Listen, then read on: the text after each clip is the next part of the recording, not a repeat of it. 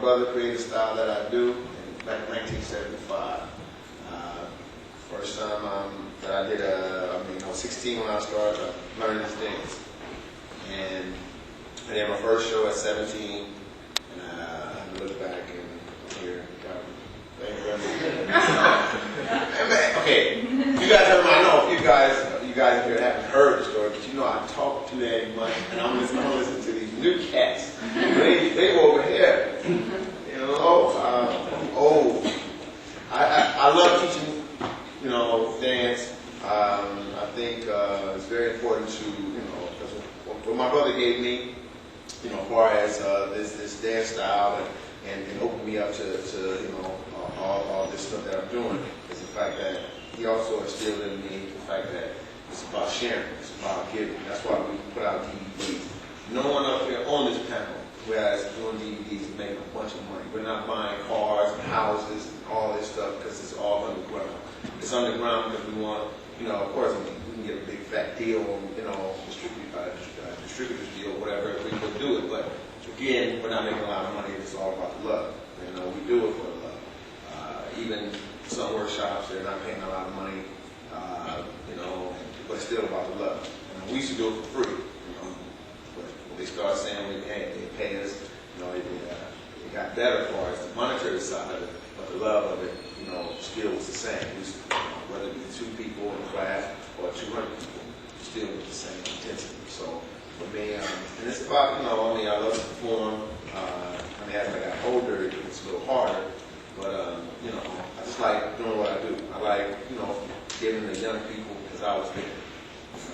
So this is a great opportunity, like I say, to learn from these cats. And these cats always giving me this, this respect or homage. But my thing is, we all grew up and came around the same time. Whether they was younger than me starting out, like Kenny and I probably started off around the same year. We were always dancing probably when we were young and stuff, but when we first got into the style, he was doing it and I was doing it, and not knowing each other, but his story is similar to my story, and basically we started about the same time. So it's not like so much of, not like I said again, the East Coast, West Coast, but once I got with these cats, it's all love. So when they say, hey Pete, man, big ups, but it's always the respect back.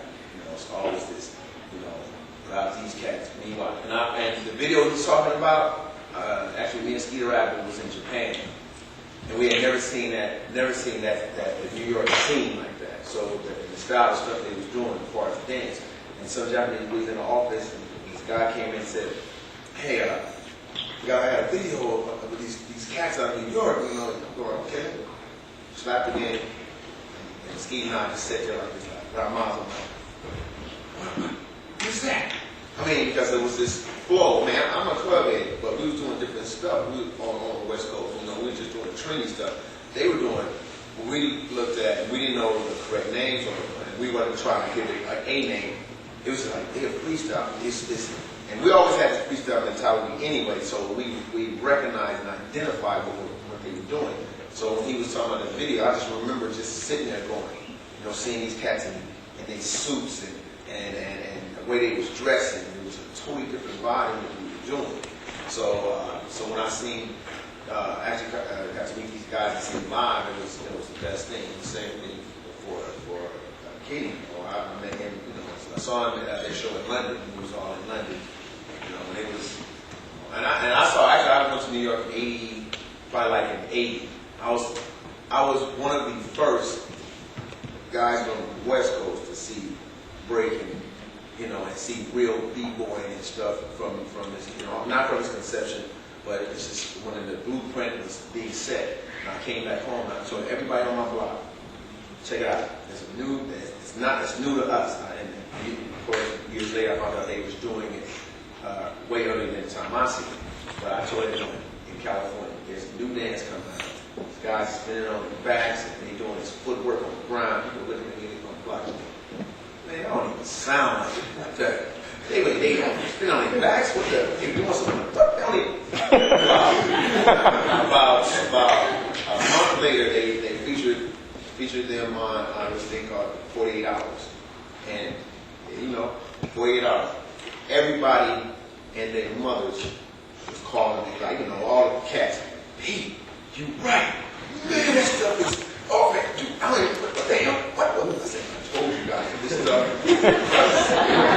I always say, I give myself this, you know, self-proclaimed title that I was the first California West Coast to see it. I'm not saying that's true, but around my way, it was true. And it actually, Sugar Pop was one of the first, if not the first, West Coast guy to actually go to New York and try to learn it, and he brought it back and was trying to physically do it. Yes, I did get out with my cord board, and me and my younger brother and a couple friends put it down and got in the garage and was trying to copy what they were doing, and going down and went and did the swiping and playing one right there. I didn't know what to call me, a windmill, whatever we were trying to do. See, we call them all kind of wrong names. They swiping. I caught one. I said, I looked at my brother and went, no, Pop is pretty easy. I think I'll just stay up. I think I'll just I had bruises on my back and all this, and because the way they did it so effortlessly. You know, like, I mean, it was like, I don't see any, you know, bumps, but I met them, and I see bumps. all this being rubbed off, elbow, wait, what's going on, right? I said, well, it is hard. So, but I, you know, for me, you know, it's, like I said, you know, it's such a great honor to be up here with these cats, and, you know, and you know, these are brothers for me. You know, we West Coast and East Coast, they always try to put this. They had this so-called beef, but it wasn't with the real people, the real family, the real dancers, the people. It was never that. It was always love. Anytime we came out to New York, love. Go to any one of these cats' house, eat, you know, beans and rice. You know, moms, hey, what's up, moms, whatever. So it was all love. So that, you know, I'm glad. I mean, my story, I could have dwelled into some electrical stuff, but I'm glad the connection is showing you guys the connection with this. This is not new. This is no. I met these guys 2 months ago, a year ago. We are babies growing up in this business and learning and you know and stuff. So it feels good. And all my new people, you know what I mean. This is what this is about. Yeah, but you know, but they, you know, these cats right here, you know, this is my brother, I mean, JoJo, man, you know, it's like I've been knowing him for a while. He's an easygoing cat. Of course, super, I call him Super now because he can let his hair grow like supermodel now. I be like, super right here. You know, when I met him a few years ago, it's been love, you know. So I'm glad to be here like always. Next year, I might come in again. No, I ain't. Yeah, we'll see. But anyway, that's part of my story with the connection with everyone else. Thank you.